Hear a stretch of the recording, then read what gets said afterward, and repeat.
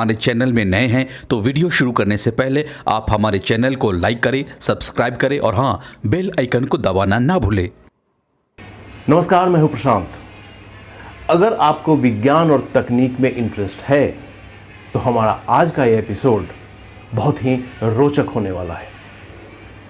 यह जितना रोचक होगा, जितना इंटरेस्टिंग होगा, उतना ही प्रेरणादायक होगा और हाँ, उतना ही यह आपको आश्चर्य में भी डालेगा।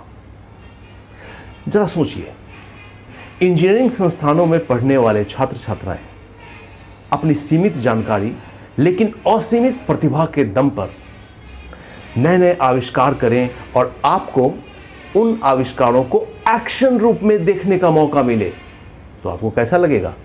होगा ना एक बहुत ही इंटरेस्टिंग एक्सपीरियंस।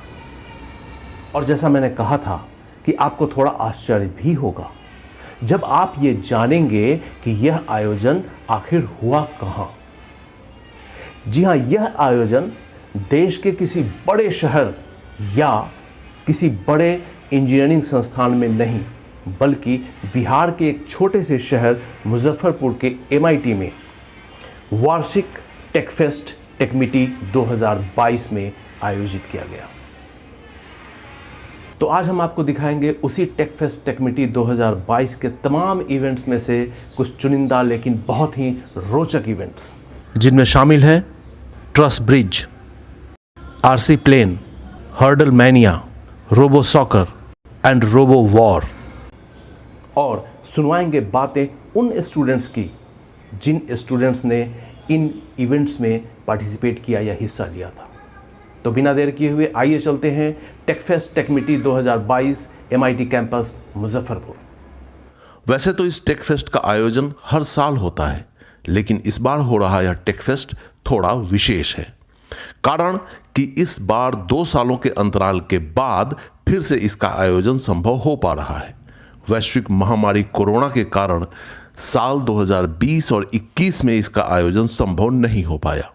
अब चूंकि 2 सालों के अंतराल के बाद इसका आयोजन संभव हो पा रहा है, तो इसमें छात्रों के उत्साह का अंदाजा उद्घाटन समारोह में उद्घाटनकर्ता मुजफ्फरपुर के जिलाधिकारी प्रणव कुमार के भाषण के दौरान छात्रों की प्रतिक्रिया देखकर लगाया जा सकता है।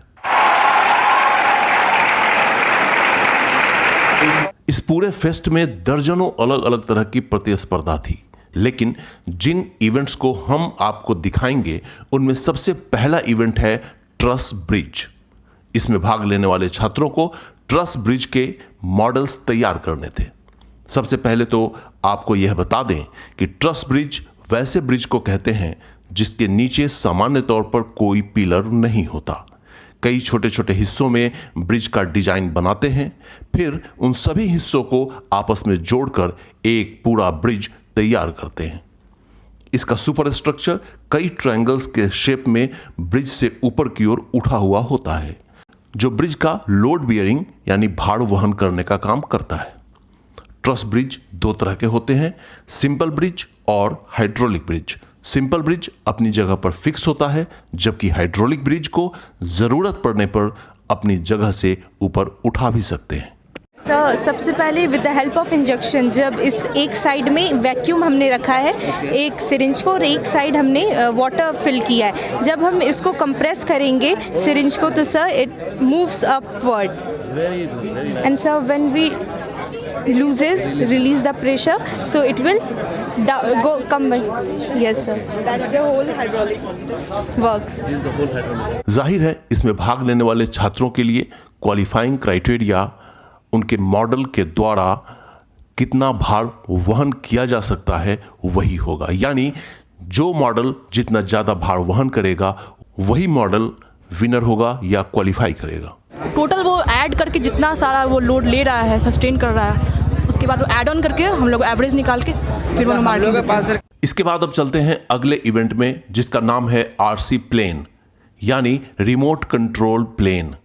इसमें रिमोट कंट्रोल की सहायता से उड़ा सकने वाले हवाई जहाज़ों को बनाने का टास्क था और क्वालिफाइंग क्राइटेरिया था ज़्यादा से ज़्यादा समय तक जहाज़ को हवा में रखना और परफेक्शन के साथ हवा में कलाबाजी और लैंडिंग।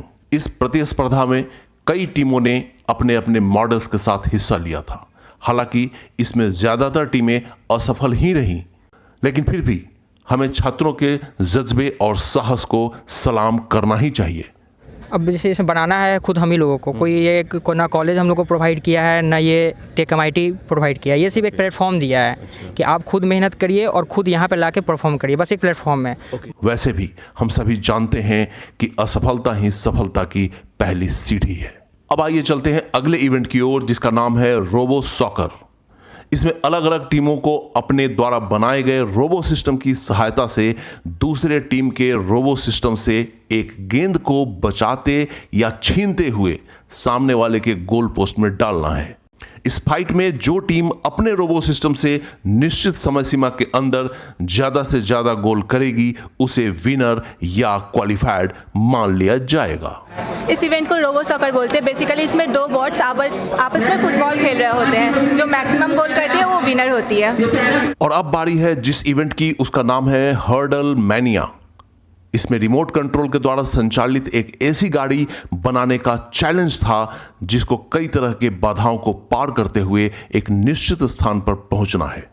इसमें शामिल रोबोज के लिए रास्ते या हर्डल इस तरह से डिजाइन किए गए हैं कि केवल हर्डल्स या बाधाएं ही नहीं हैं, बल्कि रोबोज को कई जगह तो अपने लिए खुद रास्ता बनाना पड़ता है।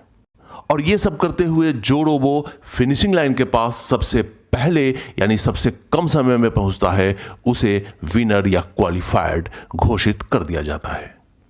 और अब अंतिम इवेंट जो हम आपको दिखाने जा रहे हैं वो है दंगल यानी रोबो वॉर। इसमें भी छात्रों द्वारा रिमोट कंट्रोल से ऑपरेटेड रोबोटिक मशीन दो के जोड़े में एक दूसरे से आमने सामने भिड़ेंगे। इसमें चैलेंज यह भी है कि न केवल अपने प्रतिद्वंदी रोबोट से बचना, बल्कि रिंग में मौजूद बाधाओं जैसे आग और कटर मशीन से भी बचना पड़ता है। इस तरह से एक रोबोट दूसरे रोबोट से फाइट करते हुए अगर सामने वाले रोबोट को डिस्ट्रॉय करके उसे मुकाबले से बाहर कर देता है तो उसे क्वालिफाइड या विनर घोषित कर दिया जाएगा।